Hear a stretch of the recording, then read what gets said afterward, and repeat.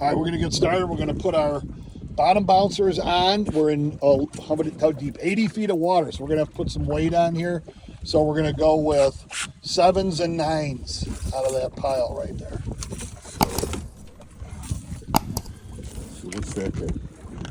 This That has to looks be like a 9. That's an 8. Is it No. a 5? Okay, 5 that's a and 4. 9. That's a 9.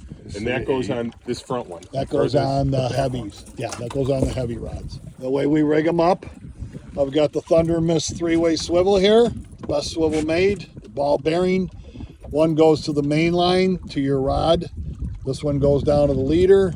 And the other one, the bottom bouncer, goes on there with the snap swivel. And once again, I hate snap swivels, but you got to have them because these bouncers spin. Here's a big tip of the week. Put your worm box in your dishwasher and let it work, but don't tell your wife. Very critical how we put these on. Once again, is the tip of the worm in the front hook. Yep. There we go. And the collar back behind the collar. The straighter it's on the harness, the better, because it keels properly. I drive you crazy by telling it, but it keels properly and doesn't spin. Looks good. Heavier weights always go on front, and my rule of thumb is always minimum of 2 ounce difference between front weight and back weight, because if done properly, the front ones will never touch the back ones. If you let them out, touch bottom, and then stop it, you'll be in good shape. It's when you let that front one out too far that you run into problems. Now, they're pretty slick. They're really, really nice. Cold waters from Okuba.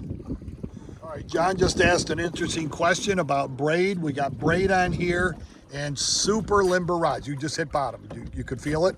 Yep. And I just saw the rod loosen up. When you're bottom bouncing and you're using braid, you got to use a rod that bends from the butt all the way to the tip. Because if you don't, and you have to have your drag set right, because if you don't, you're going to run into problems because it'll just pull out of the fish's mouth a little bit tighter than that. Yeah, you got to still have a little bit of a set there. There you go.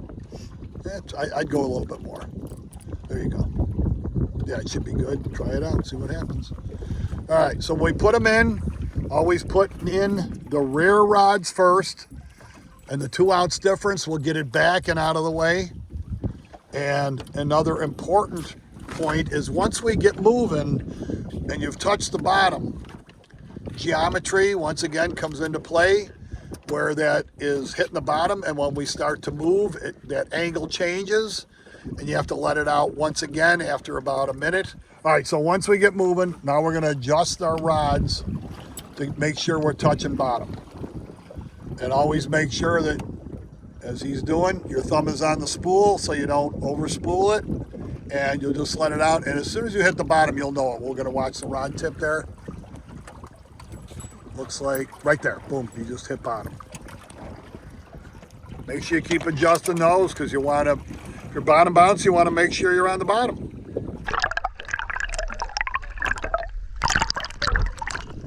And it worked. Look at that. All right, so here's another point with bottom bouncing or walleye fishing in general. Slow, steady crank, never pump. That one's now tangled, I think, with this one.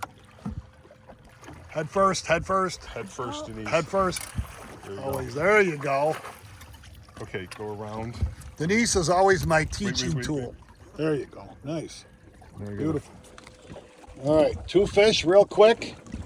And something we're gonna do is to refer to our screen, and with bottom bouncing with heavy weights in deep water, we're going to be able to follow that contour as tight as we can, even though we're, hey, you know, most of you probably wouldn't believe it, but we're catching these fish now in 82 feet of water with 9 ounces in the front and 7 in the back. And we caught those fish. Now we can follow our trail, make a really tight turn, and go back and do it again. It's the beauty of the heavy weights and bottom bouncing, because you don't have to make huge circles to get back to where you want to be. So as you can see by all the external things like this thing, what is this thing called right here? Oh, that's a rod holder. And this here right here, this is a crane, I think you do with excavating, but you know, in a boat like mine where we bottom bounce all the time, I don't have downriggers, so this is new to them. We're teaching them the ABCs of bottom bouncing, and it's good for everybody to know because it's always something you can do anywhere. All right, so it's really important to make sure when you bring it up that you're not tangled up. So we've got a little twist here. We're going to untwist it. Make sure that our leader is leaving the swivel. That is an unusual bend that I must have put into that one. Thanks, Jim. Always take the time, because as they say, there's never enough time to do it right the first time, but there's always enough time to do it over. All right, so when we're letting it out, there's a big key. Always make sure that that harness is flowing nice and smooth back behind your bouncer, and then you can let it out. And the reason why we let it out slow and easy, if you don't, that harness will run right up that bouncer, and you'll have a mess and you won't catch a fish. All right, just so vitally important, people. When you're letting that line out bottom bouncing, like I had a video the other day, lift that up just a little bit, John. And they said it looks like your rod tip is in the prop. Well, when it's bouncing like that, and I have customers, I know that they're letting it out right because it's going out at the right speed. Too fast, and you just have a cluster. It just really makes a mess. So very important. If you're seeing it like that, you're doing it right. All right, let's see. Yep, there is. There he is. It's Walter. There's Walter. Hey, 15. He'd be 15 right on the money. Okay, and my diversity of blades, orange and green. And then I might put orange and green on the other ones, or then green and orange.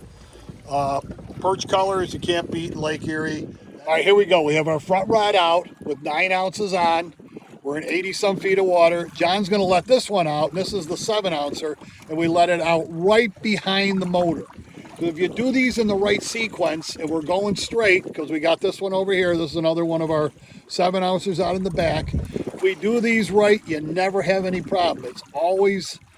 The problem always comes up when you let too much out on those front rods. So once this one gets out, it will be way back behind front ones, and we can make our turns without any problem.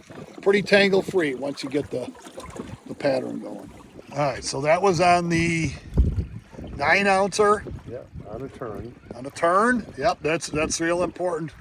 So Side turn. it was a left turn. Did we make? We made a left turn. Left turn. So that made this rod slow down. So that's a key to something to remember when you're doing this with your bottom bouncers or even regular trolling, and you make a turn, and suddenly you get bit on one side or the other. If you get bit on the outside turn, then you know it's sped up. If it's on the inside, then you know it's slowed down. So let's see what we got here. Yep, there he is. There's Walter.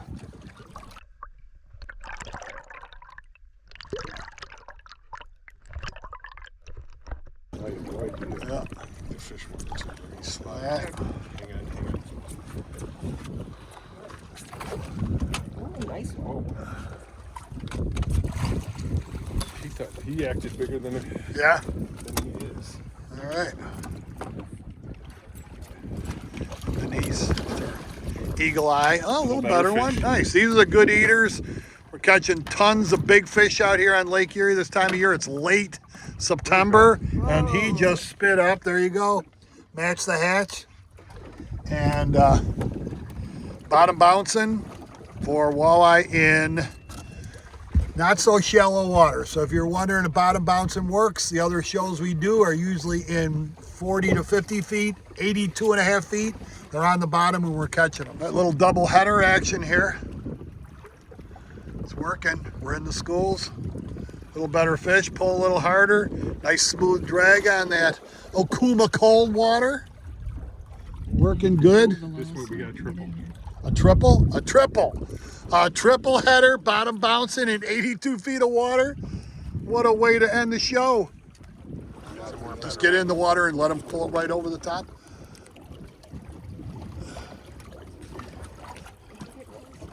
There you go. There you go. Good. Beautiful. And there's another good one coming in. We just went through a school of good ones. And we have a net. a net situation here where we have one. There we go, big fatty, and Denise, the netting wizard. All right, looks good.